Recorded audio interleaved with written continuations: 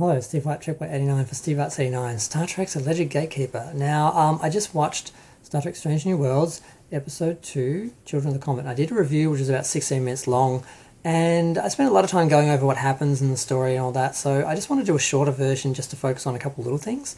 I might do this each week, I don't know. But I enjoyed the episode. It was good. They're 2 for 2. It was enjoyable. I really got into it for the most part. There's really only a couple of issues that I want to talk about. Now, the best part for me was the effects.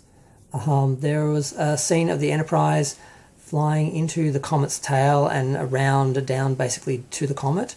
And it was amazing. It looked great. And it wasn't just a couple of seconds and gone to like a shot of the bridge. It went on and on and on. You just stayed with the ship the whole time. It was really immersive and well done. And the Enterprise looked great. One of the complaints I had in the first episode was when the Enterprise was in the space dock and it came out of the space dock, it looked so dark and grey, and it's like they had this philosophy of no key light in space. Like there was just, it wasn't lit, and it looked awful. But in this scene, the Enterprise was lit the whole time. You can see the colour of the ship is actually grey with some darker spots, darker panels than that, and some darker rings and stuff around the Enterprise, around the source section and that. And it looks really good in action. And I don't know why it looked so bad in the first episode, but I was worried it was going to look like that all through the series. And I was really like not looking forward to seeing the Enterprise, which of course usually is my favourite part of the episode, is looking at the Enterprise. So just see that they either fixed that or they just didn't represent it properly the first time. Either way, it looked great.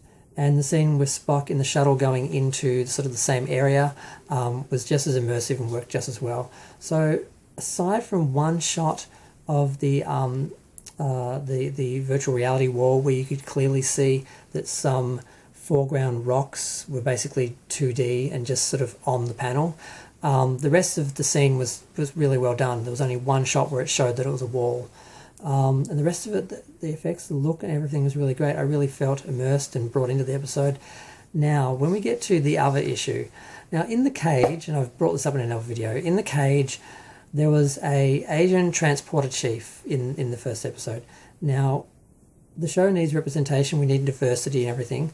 The original cast already had it, but instead of turning this extra into a real character and creating a new character, which would take time and effort and creativity, they just took a character that already existed, Commander Kyle from the original series, who was white, and Rafa Khan, and basically just made him Asian, and just, it's just lazy. And all it does for me is distract me from the episode, because either it's, you know, not consistent with canon, or it's reminding me that it's a reboot, so, you know, it's not the same canon. And both pull me out of the episode. Only for a minute.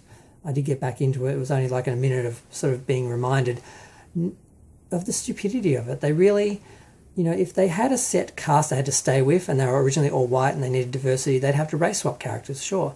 But they have this series that takes place in between the cage and the original series where anyone could be on the ship. They didn't need to reimagine or reboot a character when they could have just had another character in the transporter room that was a different race. They didn't have to race swap a white guy that's already established, which then contradicts that bit of canon or that part of the show.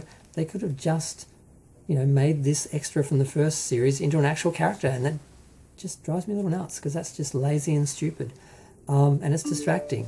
And it's the only reason why I couldn't give this episode like a 9, because the only other thing that didn't make sense, twice things randomly seem to happen that didn't make sense. They show that they're observing a comet, and all of a sudden they're aware that the trajectory is going to crash into the planet. I'm like, did they not map the trajectory? Did the trajectory change and they didn't mention that? Or did they just mention it now because it worked in the story now? So we'll just bring it up now and suddenly make it, oh my god, it's going to hit the planet. Whereas they would have known that the whole time. So it didn't make any sense story-wise. And the other time that happened was when the Shepherds show up in their ship, all of a sudden the Enterprise didn't know they were coming. I'm like, did you not see the ship approaching? Did it warp in? But even if it warped in, you would have known at least a few seconds before it showed up that something was warping in. So that, again, is just like, well, we're thinking of the the audience, and we want them to have this experience of being shocked by suddenly this happening, or we want them to be able to relax and focus on the crew, and then we have an emergency. But they would have known about the comet and the emergency the whole time, and they would have known the ship was coming, so they wouldn't have been surprised by, oh, who's shooting at us, and being surprised by being shot on, fired on. So those are the issues with the episode. One is an ongoing issue that I'm always going to be reminded when Chief Kyle is on the screen that this is either a reboot or inconsistent canon. And the other ones were more like they just did it because it worked for the story, but it didn't actually make sense in the reality of the show if you're imagining this is a real sort of scenario.